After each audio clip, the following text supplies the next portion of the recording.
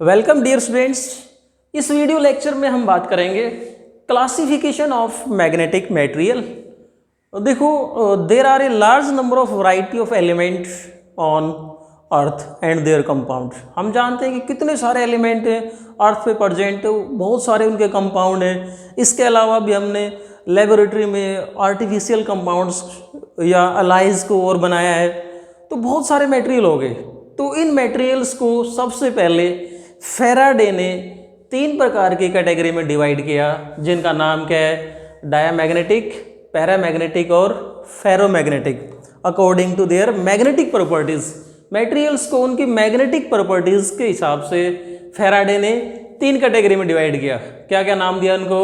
Diamagnetic, paramagnetic और ferromagnetic material. अब ये जो डिवाइड करने का जो क्लासिफिकेशन का बेसिक क्या है, कौन कौन सी प्रॉपर्टीज के बेस के ऊपर हमने इनको क्लासिफाई किया है। तो पहली जो प्रॉपर्टी है हम इसकी बात करते हैं। या पहला जो पैरामीटर क्या है? Magnetic dipole moment of individual atom molecule या आयन। देखो क्या कहा है मैंने?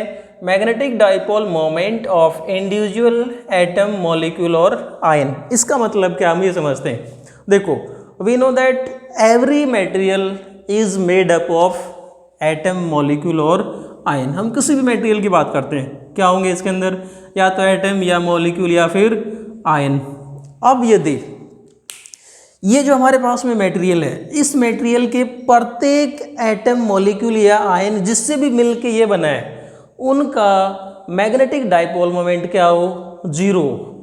यदि मैग्नेटिक डाइपोल मोमेंट इंडिविजुअल, प्रत्येक एटम की बात करें, if magnetic dipole moment of individual atom, प्रत्येक एटम का मैग्नेटिक डाइपोल मोमेंट क्या हो? 0।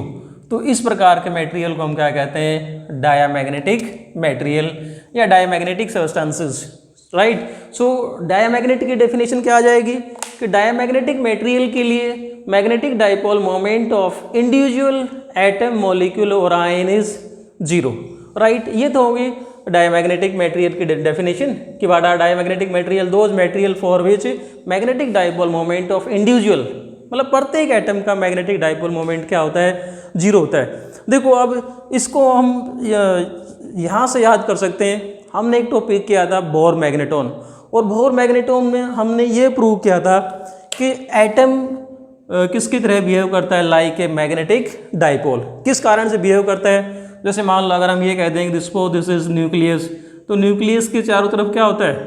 अलग अलग ऑर्बिट में इलेक्ट्रॉन रिवॉल्व करते हैं। अब इन इलेक्ट्रॉन के रिवोल्यूशन की वजह से एटम किसकी तरह बिहेव करता है? मैग्नेटिक डाइपोल की तरह। इसका मतलब एटम का क्या होगा? कुछ ना कुछ मैग्नेटिक डाइपोल मोमेंट। लेकिन इलेक्ट्रॉन की जो मोशन है वो 2 प्रकार की होती है। एक तो क्या होती है इलेक्ट्रॉन की? Orbital motion. दूसरा उनकी स्पिन मोशन, जो हम पहले पढ़ चुके हैं डिटेल में काफ़ी। यदि आपने मेरा पिछला वीडियो नहीं देखा है तो जरूर देखना, बोर मैग्नेटॉन वाला। उसमें हमने समझा रखा है डिटेल में कि एटम की 2 प्रकार की मोशन, ऑर्बिटल मोशन, दूसरा स्पिन मोशन। अब दोनों ही प्रकार की मोशन के कारण से क्या होता है? इलेक्ट्रॉन एटम को मैग्नेटिक डाइपोल मोमेंट प्रोवाइड करता है। अब देखो, यदि ऑर्बिटल मोशन और स्पिन मोशन के कारण से जो मैग्नेटिक डाइपोल मोमेंट क्या हो जाए? 0 हो जाए, तो मटेरियल किस में आ जाएगा? डायामैग्नेटिक मटेरियल में। एक बार फिर से देखो क्या कहा मैंने कि यदि हमारे पास में कोई मटेरियल है और उस मटेरियल के प्रत्येक एटम का मैग्नेटिक डाइपोल मोमेंट 0 है, तो किस कंडीशन में हो सकता है कि ये जो इलेक्ट्रॉन है, सपोज दिस इज इलेक्ट्रॉन। अब ये इलेक्ट्रॉन 2 प्रकार की मोशन से होकर रहा है। एक तो ऑर्बिटल मोशन, तो ऑर्बिटल मोशन के कारण से क्या होगा? Magnetic dipole moment, right. दूसरा इलेक्ट्रॉन की जो स्पिन मोशन है उसके कारण से भी क्या होगा? Magnetic dipole moment. अब यदि ये दोनों magnetic dipole moment orbital motion के कारण से और स्पिन मोशन के कारण से अपोजिट होंगे या कैंसिल कर दें एक दूसरे को, तो एटम का मैग्नेटिक डाइपोल मोमेंट क्या हो जाएगा? 0। तो डायामैग्नेट के केस में यही होता है कि जो प्रत्येक एटम का मैग्नेटिक डाइपोल मोमेंट क्या होता है? 0। ये तो हो गया डायामैग्नेटिक की बात करते हैं। अब डिफाइन करते हैं व्हाट आर पैरामैग्नेटिक मटेरियल। तो सेम क्राइटेरिया हम यही लेते हैं। कौन सा? Magnetic dipole moment of individual atom molecule और आयन। पैरामैग्नेटिक के केस में जैसे मान लो हम ये फिर से वही बात समझते हैं कि ये मान लो हमारे पास में कोई पैरामैग्नेटिक मटेरियल है। अब यदि ये पैरामैग्नेटिक मटेरियल जिस भी एटम, मॉलिक्यूल या आयन जिससे भी मिलके बना है, अगर यहाँ पर प्रत्येक इंडिविजुअल एटम या मॉलिक्यूल या आयन का मैग्नेटिक डाइपोल मोमेंट क्या नहीं होना चाहिए, जीरो नहीं होना चाहिए। जैसे हमने यहाँ लिखा कि पैरामैग्नेटिक के केस में इंडिविजुअल एटम, मॉलिक्यूल और आयन का मैग्नेटिक डाइपोल मोमेंट जीरो नहीं होता है। तो इस प्रकार के मटेरियल को हम क्या कहते हैं, पैरामैग्नेटिक मटेरियल। अब देखो पैरामैग्नेटिक के केस में हमने क्या कहा कि प्रत्येक एटम का मैग्नेटिक डाइपोल मोमेंट क्या होता है, नॉन जीरो। इसका मतलब क्या ये पैरामैग्नेटिक मटेरियल, क्या हमारे पास में कोई पैरामैग्नेटिक मटेरियल, जैसे एग्जांपल लेते हैं एल्यूमिनियम है, क्रोमियम है, लिथियम है, मैग्नीशियम है, इस प्रकार के जो मटेरियल है these are paramagnetic. There are so many types of paramagnetic, बहुत सारे एग्जाम्पल हैं, हमने कुछ एग्जाम्पल लिए हैं। जैसे मान लो हम एल्यूमिनियम की बात करते हैं, तो यदि पैरामैग्नेटिक मटेरियल की बात करते हैं तो हमने क्या कहा कि प्रत्येक एटम का मैग्नेटिक डाइपोल मोमेंट क्या होगा, नॉन जीरो। तो क्या इसका मतलब ये पैरामैग्नेटिक मटेरियल, पूरे मटेरियल की बात करते हैं, एटम को छोड़ के अब मैं क्या कर रहा हूँ, पूरा मटेरियल ले रहा हूँ, क्या पूरे मटेरियल का भी मैग्नेटिक डाइपोल मोमेंट होगा? जब हमने ये कहा कि प्रत्येक एटम का मैग्नेटिक डाइपोल मोमेंट होता है, इसका मतलब क्या हुआ कि पूरे मटेरियल का भी मैग्नेटिक डाइपोल मोमेंट होना चाहिए। लेकिन डियर स्टूडेंट्स यहाँ ध्यान रखना, जब तक हम इस पैरामैग्नेटिक मटेरियल को किसी एक्सटर्नल मैग्नेटिक फील्ड में पुट नहीं करते हैं, तो इस पूरे मटेरियल का जो मैग्नेटिक डाइपोल मोमेंट होता है, यदि मैं नेट मैग्नेटिक डाइपोल मोमेंट पूरे मटेरियल की बात करेंगे तो क्या आएगा, जीरो। अब ये कैसे पॉसिबल है? हमने ये कहा कि प्रत्येक एटम का कुछ ना कुछ मैग्नेटिक डाइपोल मोमेंट होता है, लेकिन पूरे मटेरियल का जीरो हो गया, तो कब पॉसिबल है? यदि एक एटम का मैग्नेटिक डाइपोल मोमेंट किसी दूसरे एटम से कैंसिल हो जाए। जैसे मान लो इस एटम का मैग्नेटिक डाइपोल मोमेंट इस डायरेक्शन में, तो किसी दूसरे का क्या होगा, इस डायरेक्शन में, किसी का इस डायरेक्शन में, तो किसी का इसमें होगा। अगर किसी एटम का मैग्नेटिक डाइपोल मोमेंट यूँ है तो हो सकता है कि किसी का बिल्कुल इसके अपोजिट में आएगा, किसी का यूँ होगा तो अगले एटम का यूँ हो सकता है। रिजल्ट क्या हुआ, ये सारे एटम एक दूसरे के मैग्नेटिक डाइपोल मोमेंट को कैंसिल कर देंगे और रिजल्ट क्या आ जाएगा, पूरे मटेरियल का मैग्नेटिक डाइपोल मोमेंट क्या हो जाएगा, जीरो। पूरे मटेरियल का मैग्नेटिक डाइपोल मोमेंट जीरो। जब तक हम इसको किसी एक्सटर्नल इलेक्ट्रिक फील्ड में पुट नहीं करते तब तक इस पूरे मटेरियल का मैग्नेटिक डाइपोल मोमेंट क्या है, जीरो। इंडिविजुअल एटम का नॉन जीरो है, पूरे मटेरियल का जीरो है। अब जब इसको हम किसी एक्सटर्नल मैग्नेटिक फील्ड में बात करेंगे तो हम नेक्स्ट प्रॉपर्टी में लेंगे इसको कि जब किसी पैरामैग्नेटिक मटेरियल को एक्सटर्नल मैग्नेटिक फील्ड में पुट करते हैं तो क्या होता है, राइट। तो देखो क्या होगा कि जब इस मटेरियल को हम किसी एक्सटर्नल मैग्नेटिक फील्ड में पुट करेंगे तो ये जो डाइपोल हैं, इंडिविजुअल डाइपोल प्रत्येक एटम के क्या करते हैं, ये अपने आप को एक पर्टिकुलर डायरेक्शन में लाने की कोशिश करते हैं। रिजल्ट क्या होगा, अब इस मटेरियल का कुछ ना कुछ मैग्नेटिक डाइपोल मोमेंट आ जाएगा। जब किसी पैरामैग्नेटिक मटेरियल को एक्सटर्नल मैग्नेटिक फील्ड में पुट करेंगे तब paramagnetic material will have some finite magnetic dipole moment, या यूँ कह दें कि इनके अंदर मैग्नेटिक प्रॉपर्टीज आ जाएंगी। अब पूरे मटेरियल के अंदर मैग्नेटिक प्रॉपर्टीज, या यूँ कह दें कि इस पैरामैग्नेटिक मटेरियल को हम क्या कर सकते हैं, कुछ हद तक मैग्नेटाइज कर सकते हैं, right. So paramagnetic material can be magnetised when placed in external magnetic field. In the absence of external magnetic field, magnetic इनका जो नेट मैग्नेटिक डाइपोल मोमेंट कितना, zero. Magnetic field magnetic properties क्या होंगी, इनकी zero होंगी। जैसे ही put किया इसके अंदर मैग्नेटिक प्रॉपर्टीज आ जाती हैं। इसी प्रकार से बात करते हैं हम नेक्स्ट फेरोमैग्नेटिक में। फेरोमैग्नेटिक के लिए भी सेम डेफिनेशन है कि फेरोमैग्नेटिक मटेरियल के लिए भी जो external in the absence of external magnetic field, net magnetic dipole moment क्या होगा, जीरो।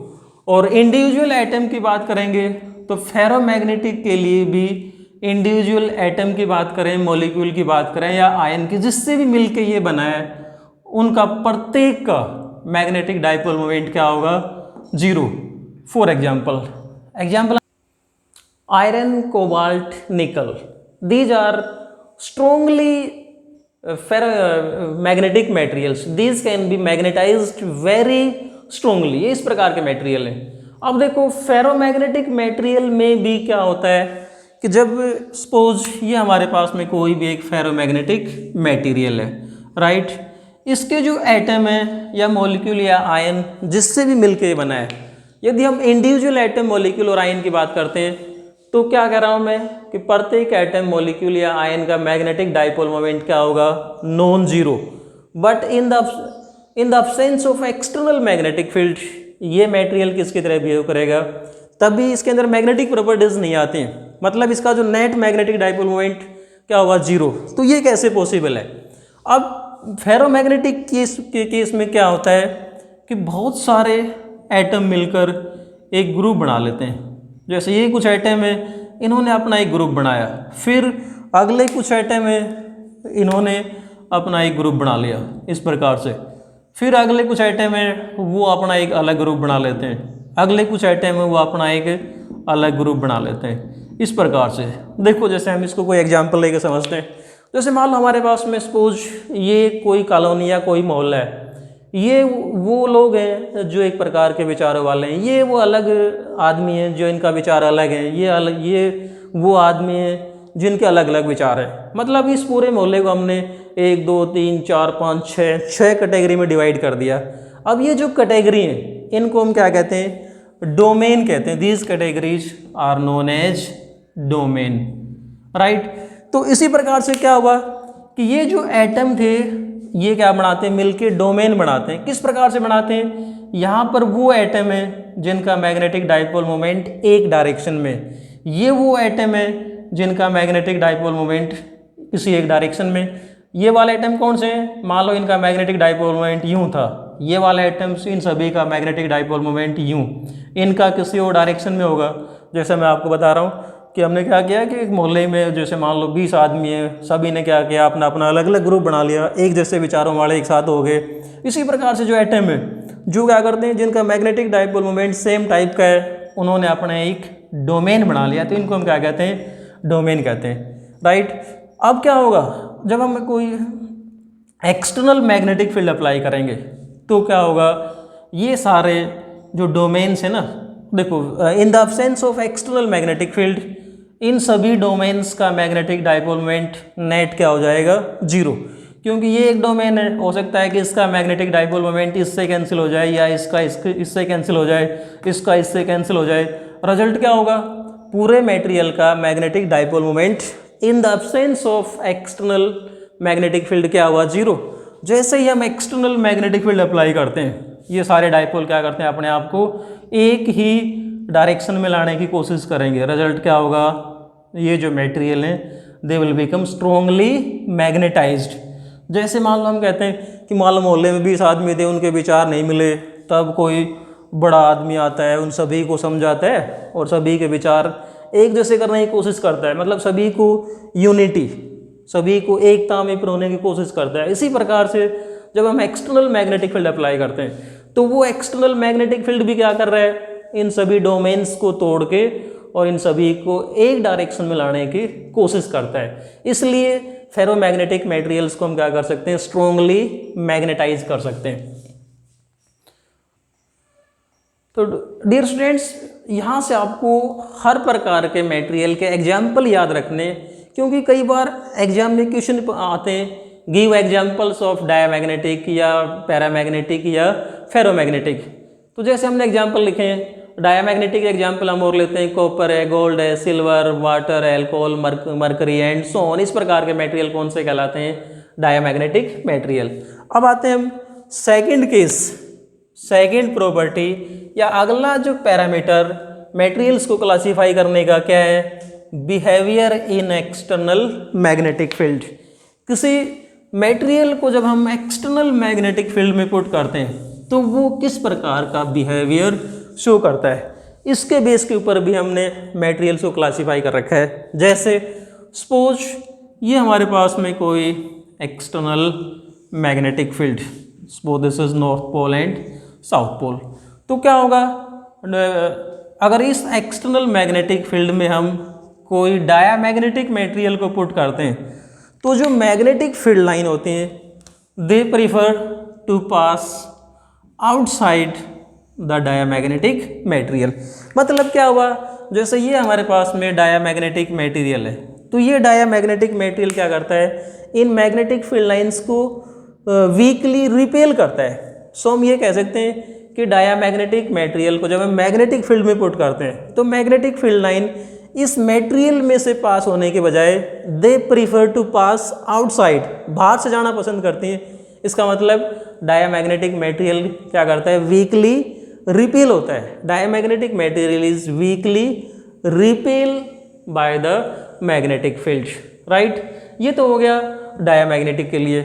अब यदि हम पैरामैग्नेटिक मटेरियल के विषय में डायग्राम बनाएं कि किसी पैरामैग्नेटिक मटेरियल को जब हम मैग्नेटिक फील्ड में पुट करते हैं तो क्या होता है, कुछ magnetic field line prefer to pass through the paramagnetic substances, कुछ बाहर से चली जाती हैं, कुछ इसमें से पैरामैग्नेटिक मटेरियल में से चली जाती हैं। इट मीन्स ये जो पैरामैग्नेटिक मटेरियल है वो क्या करता है, मैग्नेटिक फील्ड लाइंस को वीकली अट्रैक्ट करता है।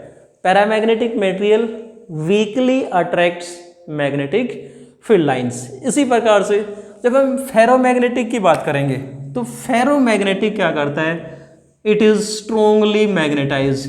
तो हम ये कह सकते हैं कि पूरी की पूरी magnetic field line they prefer to pass through the ferromagnetic material, right. ये हो गया जब किसी मटेरियल को हम एक्सटर्नल मैग्नेटिक फील्ड में पुट करें तो यदि मटेरियल मैग्नेटिक फील्ड लाइंस को रिपेल करता है तो कौन सा होगा, डायमैग्नेटिक। हल्का सा वीकली अट्रैक्ट करता है पैरामैग्नेटिक, स्ट्रोंगली अट्रैक्ट करता है तो फेरोमैग्नेटिक, राइट। अब देखो इस प्रॉपर्टी के बेस के ऊपर हम अगली प्रॉपर्टी लेते हैं, relative magnetic permeability. We know that relative magnetic permeability mu r is equal to B upon B naught, that is magnetic field in medium to magnetic field in vacuum. So यहाँ से clear है कि ये जो medium है हमारा, this medium weakly repels the external magnetic field. It means यहाँ पर हम ये कह सकते हैं कि value of mu r is less than 1। देखो यहाँ से ये बात काफ़ी इंपॉर्टेंट है कि डायामैग्नेटिक मटेरियल की रिलेटिव मैग्नेटिक परमिएबिलिटी 1 से कम होती है, बिकॉज देखो external magnetic field is greater than the magnetic field of this diamagnetic. So mu of this ratio B upon B not is less than 1। B क्या है, magnetic field of the medium, it is less than magnetic field of the vacuum. सारा magnetic field तो बाहर है, so mu R क्या हुआ, less than 1। यहाँ बात करते हैं, यहाँ हम क्या आएगा हमारे पास में, mu r is equal to B upon B not. Magnetic field line क्या करते हैं, इस मीडियम में से पास होना प्रीफर करते हैं। So in this case mu r is greater than 1। और इसी प्रकार से यहाँ बात करेंगे तो इस केस में तो mu r is very very greater than 1। So यहाँ से हमने देखो क्या कहा कि डायामैग्नेटिक मटेरियल के लिए जो relative magnetic permeability it is less than 1, paramagnetic के लिए ग्रेटर देन 1 और फेरोमैग्नेटिक के लिए very very greater than 1। Next property जो है वो हम लेते हैं मैग्नेटिक ससेप्टिबिलिटी की। यदि हम बात करें then we know that relation between magnetic permeability and susceptibility is mu r is equal to 1 plus chi m. ये हम तीनों के लिए अप्लाई करते हैं, mu r is equal to 1 plus chi m. Then diamagnetic material के लिए magnetic susceptibility की बात करें तो देखो यहाँ से हमने ये कह दिया कि डायामैग्नेटिक के लिए relative magnetic permeability mu r is less than 1। तो डियर स्टूडेंट्स ये देखो यहाँ से म्यू आर किसके बराबर है, 1 प्लस काई एम के बराबर। अब ये म्यू आर यदि काई एम 0 हो जाता है तो म्यू आर किसके बराबर होगा, 1 के बराबर। अब यहाँ से म्यू आर को 1 से कम होने के लिए कंडीशन क्या बची कि मैग्नेटिक ससेप्टिबिलिटी को क्या होना पड़ेगा, नेगेटिव। यदि मैग्नेटिक ससेप्टिबिलिटी नेगेटिव है तो ही रिलेटिव मैग्नेटिक परमिएबिलिटी क्या हो सकती है, लेस देन 1। सो हम ये कहते हैं कि अगली प्रॉपर्टी हमारे पास में क्या आ जाती है, magnetic susceptibility of diamagnetic material is negative. इसी प्रकार से पैरामैग्नेटिक के लिए बात करते हैं तो पैरामैग्नेटिक के केस में अगेन रिलेशन हमारे पास में क्या आ गया, mu r is equal to 1 plus chi m, but mu r is greater than 1। इसका मतलब यहाँ पर काई एम क्या होगा, positive, but its value is small. In case of paramagnetic chi m की जो वैल्यू काफ़ी कम होती है, नियर ये कहते हैं कि पॉइंटों में वैल्यू होते हैं, 0.001 एंड सो ऑन। इस प्रकार से मैग्नेटिक ससेप्टिबिलिटी काफ़ी कम होती है पैरामैग्नेटिक मटेरियल के लिए। अब सेम वे में यहाँ बात करेंगे तो फेरोमैग्नेटिक के लिए रिलेशन लगाएंगे, तो उस केस में हमारे पास में क्या होगा, magnetic susceptibility is very high, एक से बहुत बड़ी होती है, 5, 10, 20, 50, 100 एंड इस प्रकार से क्या होती है फेरोमैग्नेटिक मटेरियल की जो ससेप्टिबिलिटी है दैट इज वेरी हाई। अब हम बात करते हैं नेक्स्ट प्रॉपर्टी की। Next property, axis of magnetic, axis of any material. जैसे मान लो ये हमारे पास में कोई मटेरियल है, इस मटेरियल को हमने मैग्नेटिक फील्ड में रखा, अगर ये डायामैग्नेटिक मटेरियल होगा तो ये अपने आप को इस प्रकार से सेट करता है कि इसका जो लॉन्गेस्ट एक्सिस है, सपोज देखो एक तो वो एक्सिस जिसको जो इसके बीचों बीच पास हो रहा है, ये तो कौन सा हो गया स्मॉलेस्ट, एक लॉन्गेस्ट एक्सिस कौन सा होगा, ये वाला एक्सिस जो इसके बीचों बीच पास हो रहा है। ये अपने आप को इस प्रकार से सेट करते हैं कि इनका जो लॉन्गेस्ट एक्सिस है that becomes perpendicular to magnetic field. So diamagnetic material के लिए longest axis is perpendicular to magnetic field.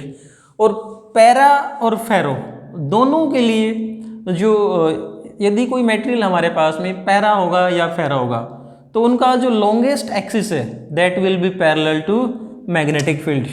हम ये कह सकते हैं कि ये जो फेरोमैग्नेटिक मटेरियल है they will show all properties of paramagnetic but to a longer extent.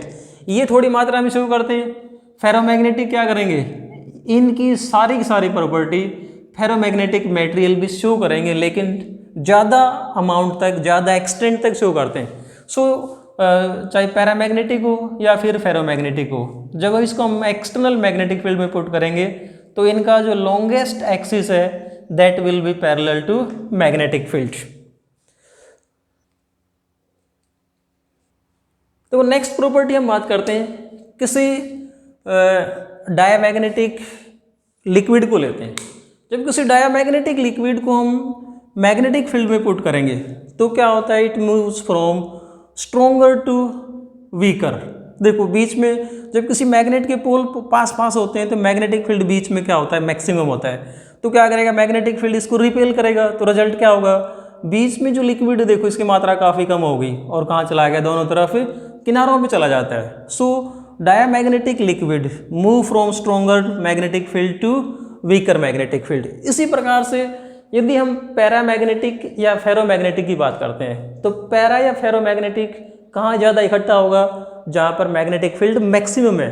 जब पोल पास पास होते हैं तो मैग्नेटिक फील्ड सेंटर पे मैक्सिमम हुआ, तो पूरे का पूरा लिक्विड कहाँ जाएगा, सेंटर पे आके इकट्ठा हो गया, क्योंकि these are attracted by the magnetic field. So paramagnetic की बात करें या फिर हम फेरोमैग्नेटिक की बात करें, सेंटर पे क्या हो गया, ये मैक्सिमम हो गया। नेक्स्ट है इफेक्ट ऑफ टेम्परेचर। यदि हम टेम्परेचर के इफेक्ट को डिस्कस करते हैं तो generally diamagnetic are not affected by the temperature, but paramagnetic and ferromagnetic material के केस में magnetic susceptibility is inversely proportional to temperature. तो क्या होगा, यदि हम पैरामैग्नेटिक मटेरियल का टेम्परेचर इंक्रीज करते हैं तो किसी एक पर्टिकुलर टेम्परेचर पे, जिसको हम क्यूरी टेम्परेचर कहते हैं, पैरामैग्नेटिक मटेरियल किस में कन्वर्ट हो जाते हैं, डायामैग्नेटिक मटेरियल में। क्योंकि क्या होगा, कारण क्या है इसके पीछे, जब हम किसी पैरामैग्नेटिक मटेरियल के टेम्परेचर को इंक्रीज करते हैं तो क्या होगा, इनके जो मैग्नेटिक डाइपोल्स हैं जो पहले एक डायरेक्शन में आए थे, क्या बना, मटेरियल मैग्नेटाइज हुआ था, टेम्परेचर को इंक्रीज कर दिया तो ये इंडिविजुअल डाइपोल्स हैं, ये रैंडमली ओरिएंट हो जाते हैं। सो रिजल्ट क्या होगा, it will lose its magnetic properties. In the same way ferromagnetic material का भी यदि हम टेम्परेचर इंक्रीज करेंगे तो ये किस में कन्वर्ट हो जाएंगे, वापस पैरामैग्नेटिक में। So these are the properties on the basis of which we have classified magnetic material. तो नेक्स्ट मुलाकात नेक्स्ट वीडियो में, तब तक आप वीडियो देखते रहिए। Thanks and keep on watching.